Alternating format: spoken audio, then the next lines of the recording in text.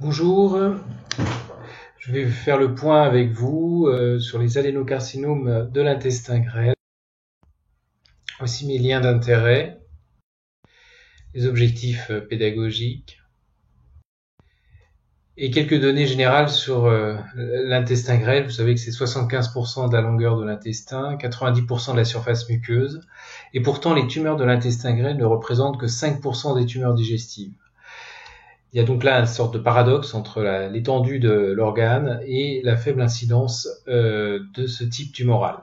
Néanmoins, son incidence est en augmentation avec 4 types histologiques principaux, les adénocarcinomes, les tumeurs neuroendocrines, les lymphomes et on observe une répartition par segment selon le type histologique qui est variable. Ainsi, les adénocarcinomes sont plus fréquents dans le grêle proximal, dans le duodénum, alors que les tumeurs carcinoïdes et dans une moindre mesure les lymphomes et les gistes sont plus fréquents dans le grêle distal, dans l'iléon. On observe également des différences d'incidence et d'évolution de l'incidence des différentes sortes de cancers de l'intestin grêle. Les adénocarcinomes étant ceux qui en France ont le plus augmenté ces dernières années, avec une augmentation de l'incidence qui a presque triplé chez l'homme et plus que doublé chez la femme. Vous voyez que sur cette étude de Registre Bourguignon, on a l'adénocarcinome comme première étiologie des cancers de l'intestin grêle en France. C'est des données un petit peu différentes aux États-Unis où c'est les tumeurs neuroendocrines qui sont au premier plan. Et on observe que finalement les lymphomes augmentent peu et les sarcomes, c'est-à-dire les gistes, augmentent également peu. Donc l'augmentation des tumeurs de l'intestin grêle est surtout portée par les adénocarcinomes et les tumeurs neuroendocrines. Et cette augmentation d'incidence des adénocarcinomes est essentiellement liée à une augmentation d'incidence des adénocarcinomes du duodénum. On voit sur cette étude plus récente menée aux Pays-Bas, une étude de registre des Pays-Bas, où l'incidence a doublé quasiment, et c'est essentiellement lié à l'augmentation des adénocarcinomes du duodénum, avec les adénocarcinomes de l'intestin grêle distal qui a peu évolué sur une vingtaine d'années. Alors, quelles sont les caractéristiques de ces patients, de ces tumeurs? On a des données récentes françaises qui ont été obtenues par la cohorte NADEJ, qui a recueilli pendant 3 ans 347 patients dans plus de 70 centres en France. C'est une cohorte prospective, multicentrique, exclusivement consacrée aux adénocarcinomes de l'intestin grêle, et les tumeurs ampulaires étaient exclues. On observe que l'âge médian est de 63 ans dans cette cohorte, et c'est concordant avec le reste de la littérature. Il y a une légère prédominance masculine, et surtout ce qui est intéressant, c'est qu'on voit que dans près de 20% des cas, on a une maladie prédisposante qui est présente, notamment maladie de Crohn ou syndrome de Lynch, et plus rarement polypose adénomateuse familiale, maladie cœliaque ou syndrome de Peutz-Jeghers. On observe, comme dans toutes les autres séries, une prédominance des tumeurs du duodénum, les tumeurs du jéjunum et de l'iléon étant plus rares. Au niveau des stades de diagnostic, on a 35% de patients qui sont diagnostiqués au stade métastatique, donc avec une maladie déjà avancée, et près de 30% des patients qui sont diagnostiqués à un stade 3 avec un envahissement ganglionnaire. Donc on voit que la majorité finalement de ces patients, contrairement au cancer du côlon, est diagnostiquée à un stade déjà relativement avancé, les tumeurs de stade 1 et de stade 2 étant plus rares. Concernant le grade de différenciation tumorale, on observe qu'il y a 20% de tumeurs peu différenciées. Là aussi, c'est des pourcentages qu'on retrouve dans la série. Alors, il y a des différences de présentation selon la maladie prédisposante. Et dans la cohorte NADEJ, lorsqu'on s'intéresse à la comparaison entre les patients qui ont pas de maladie prédisposante et ceux qui ont une maladie de Crohn ou un syndrome de Lynch, on observe que les patients atteints de maladie de Crohn ont un âge au diagnostic qui est beaucoup plus jeune, médiane de 48 ans. Syndrome de Lynch, c'est 10 ans de plus que la maladie de Crohn, mais 10 ans de moins que les patients qui n'ont pas de maladie prédisposante. Et c'est surtout au niveau de la localisation qu'il y a une très grande différence, puisque les maladies de Crohn sont essentiellement diagnostiquées là où il y a les zones inflammatoires, c'est-à-dire au niveau de l'iléon. Le syndrome de Lynch a une répartition qui est plus proche de celle des patients sans maladie prédisposante, ce qui veut dire que le syndrome de Lynch ne se limite pas au duodénum et au grêle proximal. Il peut y avoir des adénocarcinomes de l'intestin grêle dans le cas de syndrome de Lynch, dans le jéjunum et même dans l'iléon. Et il y a également une grande différence en termes d'histologie, puisque on a beaucoup plus de tumeurs peu différenciées, à la fois dans les maladies de Crohn et dans les syndromes de Lynch, comparé aux celles qui sont sans maladie prédisposante. Alors, le mode de diagnostic des adénocarcinomes de l'intestin grêle a fait l'objet d'assez peu d'études. Il y a une étude récente japonaise qui montre que assez logiquement, les tumeurs du duodénum peuvent être découvertes plus fortuitement en l'absence de symptômes. Et ça, peut-être particulièrement au Japon, où il y a des programmes de dépistage des cancers de l'estomac.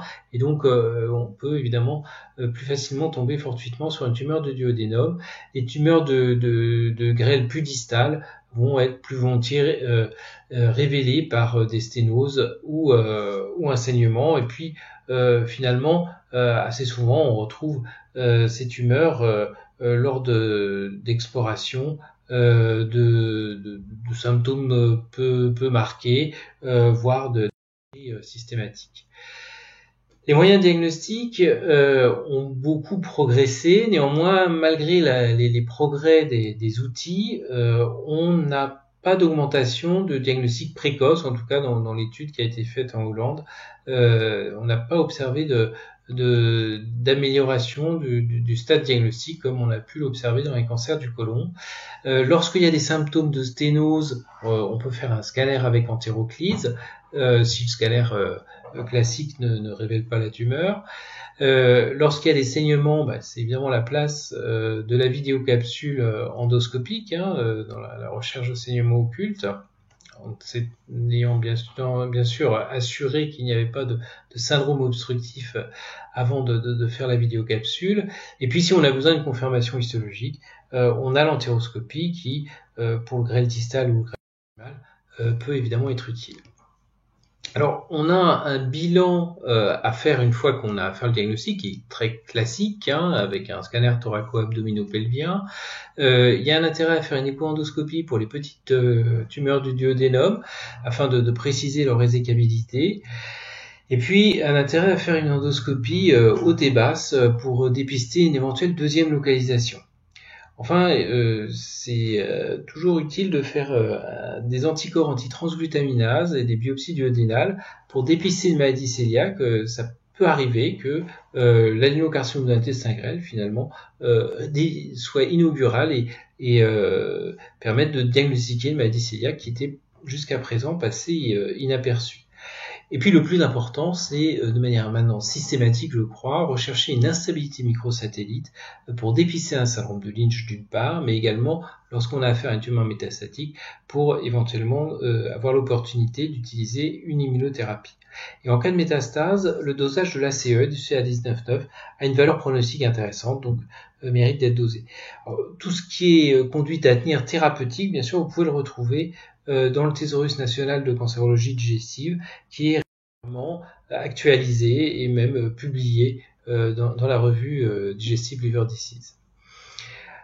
Alors, on a des facteurs pronostiques en fonction du stade, qui sont assez classiques, avec évidemment un bien meilleur pronostic des stades 1 et un plus mauvais pronostic des stades plus évolués, avec, vous voyez, pour les stades 4, des chiffres de médiane de survie qui ont peu évolué avec le temps. Entre la série du MD Anderson et la cohorte Nadège, on n'a qu'un mois de différence, alors que on a plus de 20 ans de différence. Donc contrairement au cancer du côlon, on peut dire qu'on n'a pas fait de progrès de la même amplitude. Pour les stades localisés, finalement, on a aussi, même si les résultats de la Courte-Nadège sont un peu meilleurs, peut-être parce qu'on a plus largement utilisé la chimiothérapie adjuvante, on a des résultats qui restent mauvais comparés, encore une fois, au côlon. Et c'est bien montré par cette étude de registre américaine qui a retrouvé une très grande différence de pronostic en comparant les cancers colorectaux et les adénocarcinomes de l'intestin grêle. Vous voyez que les courbes de survie des cancers colorectaux sont pointillées et qu'il y a un écart très important avec les courbes pleines qui correspondent aux adénocarcinomes de l'intestin grêle, sauf pour les cancers métastatiques, même si là aussi il y a une différence qui existe. Et donc à tous les stades, on a cette différence entre ces deux types tumoraux, et on a également des petites variations en fonction de la localisation, à savoir que les petites tumeurs du duodénum ont un plus mauvais pronostic que les petites tumeurs du jéjuno-iléon. En revanche, à partir du moment où on a un stade plus évolué, stade 3 et encore plus stade 4, il n'y a pas vraiment de différence de pronostic en fonction de la localisation du primitif. Alors, il y a d'autres facteurs pronostiques.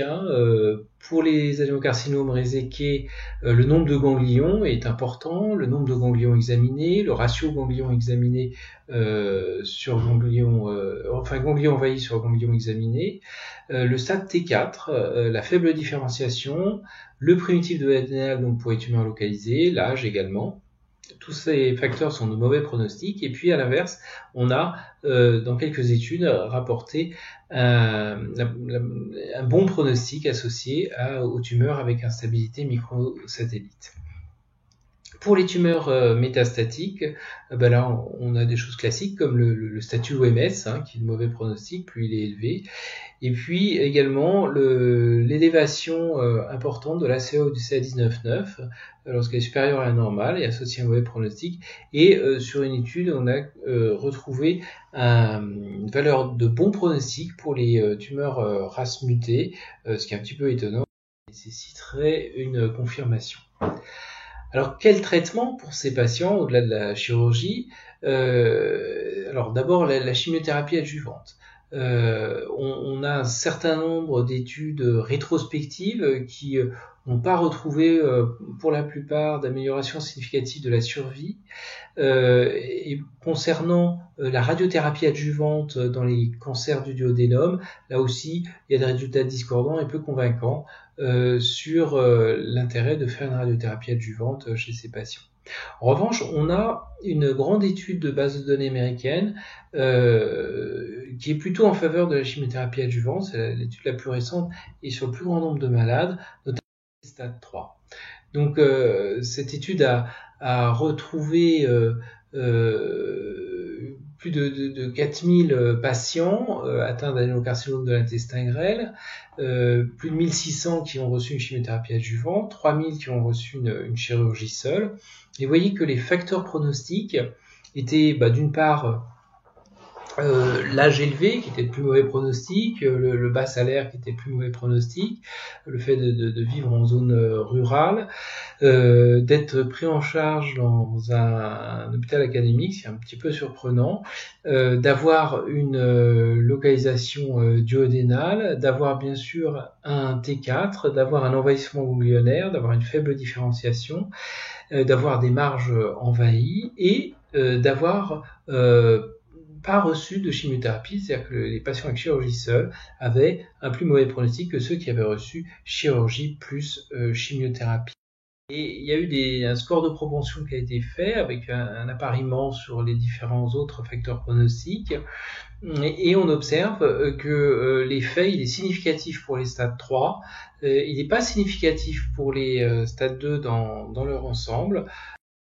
Et lorsqu'on focus encore sur le primitif, vous voyez que pour les stades 3, aussi bien dans le duodénum que dans les jéjuno-iléon, on a un effet significatif de la chimiothérapie adjuvante. Et il n'est pas significatif dans les stades 2, quelle que soit la localisation, mais on a une tendance quand même pour les stades 2, même si c'est pas significatif. Donc c'est une faible effet de la chimiothérapie adjuvante dans les stades 2 et beaucoup plus clair dans les stades 3. Alors, néanmoins, on n'a à ce jour aucune étude prospective qui ait démontré l'amélioration de la survie globale grâce à la chimiothérapie adjuvante, et donc le traitement aujourd'hui repose sur la chirurgie d'exérèse. Dans la cohorte NADEJ, on observe que pour les stades 3, il y a quand même 50% des patients qui ont reçu une chimiothérapie, ils étaient 16% pour les stades 1 et 2, et lorsqu'ils recevaient la chimiothérapie, c'était dans 86% des cas du FOLFOX. Et finalement, ça colle assez avec les recommandations du TNCD, qui recommande 6 mois de FOLFOX adjuvant si la tumeur est N+, ou T4. Ça, c'est un accord d'experts, hein, ça peut pas être une recommandation de grade élevé, compte tenu de l'absence de données qu'on espère arriver avec cette étude internationale qui a débuté il y a plus de 2 ans maintenant, qui évalue l'intérêt d'une chimiothérapie adjuvante pour tous les stades localisés. Donc c'est une étude très ambitieuse qui a pour objectif d'inclure plus de 800 patients, qui a été lancée au Royaume-Uni. La France participe et vous voyez activement puisque c'est le premier pays inclueur. Le Japon démarre très fort, il nous a rejoint récemment et ils incluent assez rapidement.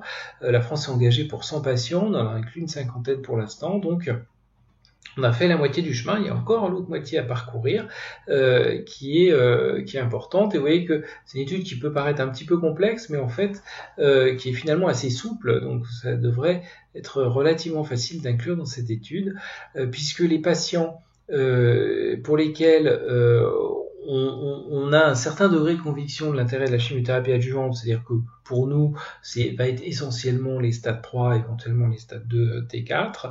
On a la possibilité de les randomiser entre 5FU oxaliplatine ou 5FU seul, avec la possibilité d'utiliser la capecitabine. Et puis pour les patients pour lesquels le bénéfice semble plus incertain de la chimiothérapie, que ce soit des patients fragiles ou des patients de stade 2, voire de stade 1, là la question peut être la randomisation observation versus chimiothérapie. Et si le malade est randomisé dans le bras chimiothérapie, il y a encore la possibilité éventuellement de faire une deuxième randomisation sur l'oxaliplatine. Donc cette étude avance lentement, mais elle avance sûrement. De toute manière, même si on met 5 ans à la faire, voilà, on aura au moins une réponse et qui risque d'être attendue pendant des décennies si on ne fait pas ce genre d'études. On a aussi la possibilité d'inclure dans une cohorte observationnelle en cas de refus du patient de rentrer dans l'étude. Alors, en ce qui concerne les tumeurs métastatiques, donc vous avez vu que les survies médianes sont médiocres, hein, de 5 à 12 mois, on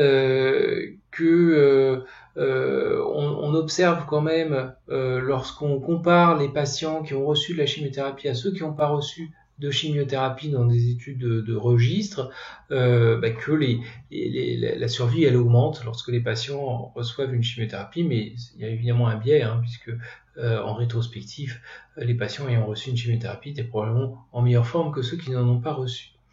Ce qui semble également ressortir des études rétrospectives, c'est que les sels de platine sont la chimiothérapie de choix dans cette maladie, et que peut-être l'oxaliplatine fait un peu mieux que le cisplatine, d'après une étude française de l'AGO. Et en deuxième ligne, l'AGO a également testé, repris en rétrospective, l'utilisation du FOLFIRI avec des résultats qui sont intéressants, mais sur un nombre limité de patients. Alors, on a un petit nombre, hein, qui tient sur une diapositive, d'études prospectives de phase 2, donc elles ont montré que tourne encore évidemment autour de l'oxaliplatine en première ligne, avec des résultats qui s'améliorent pas vraiment avec le temps, hein. La meilleure étude étant la première sur 30 patients avec le Capox. Mais c'était une étude qui mélangeait les adénocarcinomes de l'intestin grêle et des ampulomes. L'étude chinoise a confirmé des relativement bons résultats, même si ça reste inférieur au cancer du côlon en termes de survie médiane. Et puis on a été très déçus par une étude américaine qui a un nom de cocktail, Capirinox, mais ça fait pas un bon cocktail parce qu'on a une médiane de survie de seulement 13 mois avec 37% seulement de réponse objective, donc c'est très étonnant pour une trichimiothérapie. C'est sûrement à réévaluer, peut-être avec un folfirinox éventuellement modifié à la française. Et on a également une phase 2 associant le Capox et le bevacizumab, avec, vous voyez, des résultats qui sont intéressants, mais enfin qui n'ont pas l'air meilleurs que le Capox seul. Donc l'apport du bevacizumab n'est pas non plus certain dans cette maladie. Les anti-EGFR ont été très peu testés. Il y a juste une toute petite phase 2 en deuxième ligne qui a interrompu les inclusions après 9 patients parce qu'il y avait 0 réponse objective. Donc autant dire qu'on ne peut pas en dire grand chose, mais enfin il n'y a pas vraiment de signal d'efficacité des anti-EGFR dans cette maladie. Le nab-paclitaxel serait peut-être intéressant au-delà de la première ligne, et c'est un traitement, ou en tout cas les taxanes, c'est un traitement qu'on peut peut-être utiliser chez les malades qui restent en très bon état général et qui ont déjà reçu celles de platine et d'irinotecan. Donc peut-être un intérêt à utiliser ces drogues, mais enfin là encore sur 13 patients, c'est difficile d'affirmer de grandes choses. Et en revanche, ce qui semble beaucoup plus certain, c'est l'efficacité de l'immunothérapie lorsqu'on traite des patients avec des tumeurs MSI. Dans cette étude d'Aurélien Marabel, qui a repris finalement le pembrolizumab dans un certain nombre de localisations MSI. Il y avait 19 adénocarcinomes de l'intestin grêle. Et vous voyez qu'en Xème ligne, il y avait 42% de réponse, de taux de réponse, une médiane de PFS de 9 mois et une médiane de survie globale qui n'était pas atteinte. Donc chez les patients prétraités, une efficacité qui est maintenue, et probablement qu'en première ligne, ce traitement pourrait être encore plus intéressant. Encore faudrait-il pouvoir l'utiliser et puisse en être remboursée. Alors, il n'y a pas que la chimiothérapie dans le traitement des métastases, il y a aussi la chirurgie, et on a une cohorte, une sous-analyse de la cohorte NADEJ qui a retrouvé des résultats intéressants de la chirurgie des métastases, notamment hépatiques ou carcinoses, avec des survies globales qui sont le double de ce qu'on observe avec les chimiothérapies palliatives. Malgré tout, il y a un taux de récidive qui est important, à plus de 50%, et on a des facteurs pronostiques avec une moins bonne utilité de la chirurgie pour les tumeurs peu différenciées. Pour les tumeurs, bien sûr, si la chirurgie laisse la tumeur en place, si elle est R1 ou R2, c'est beaucoup moins intéressant. Et puis, de manière plus surprenante, si le stade N du primitif était un stade 2, N0, là, la chirurgie des métastases paraît beaucoup plus intéressante, évidemment à prendre sur un petit nombre de patients. Il y a une étude plus large rétrospective sur l'intérêt de la chimiohyperthermie intrapéritonéale, une étude internationale chez 152 patients rétrospective, qui là encore retrouve des survies globales intéressantes, avec un taux de mortalité qui reste faible dans des centres entraînés, et des facteurs pronostiques finalement qui retrouvent un peu la même chose que ce qu'on trouvait dans la sous-étude de NADEJ, avec l'absence de métastases ganglionnaires qui sort en facteur pronostic, et tumeurs bien différenciées, puis bien sûr l'indice de carcinose périnée. Alors, est-ce qu'il y a des nouvelles cibles? Ben oui, peut-être. En tout cas, l'instabilité microsatellite est à rechercher systématiquement. HER2 ou les mutations RBB2 sont intéressantes à rechercher, sont présentes dans 8% des cas dans cette étude française. Donc, il y a à rechercher de potentielles cibles thérapeutiques de thérapie ciblée et donc à faire un NGS ces patients. Sur la cohorte Nadège, on a également regardé les profils mutationnels avec quelques éléments intéressants qui montrent que le profil mutationnel est différent entre les syndromes de Lynch, les maladies de Crohn et les tumeurs sans prédisposition. Pas mal de tumeurs MSI, mais la plupart du temps localisées, très peu de tumeurs MSI métastatiques, donc finalement ça a peu d'intérêt thérapeutique. En revanche, je signale dans les maladies de Crohn quelques patients qui ont des mutations IDH1 et qui peut également être une cible thérapeutique rechercher systématiquement. Finalement, les critères biologiques ont assez peu de valeur pronostique à l'exception du MSI dans les tumeurs. Donc, en conclusion, la localisation la plus fréquente des adénocarcinomes de l'intestin grêle est le duodénum. Les adénocarcinomes de l'intestin grêle surviennent dans environ 20% des cas dans un contexte de maladie prédisposante. Après résection R0, l'invasion ganglionnaire est le principal facteur pronostique. La chimiothérapie adjuvante est recommandée pour les tumeurs de stade 2, T4 et de stade 3 avec un faible niveau de preuve. Au stade métastatique, la chimiothérapie de première ligne recommandée, l'association fluoropyrimidine plus oxaliplatine. Je vous remercie de votre attention.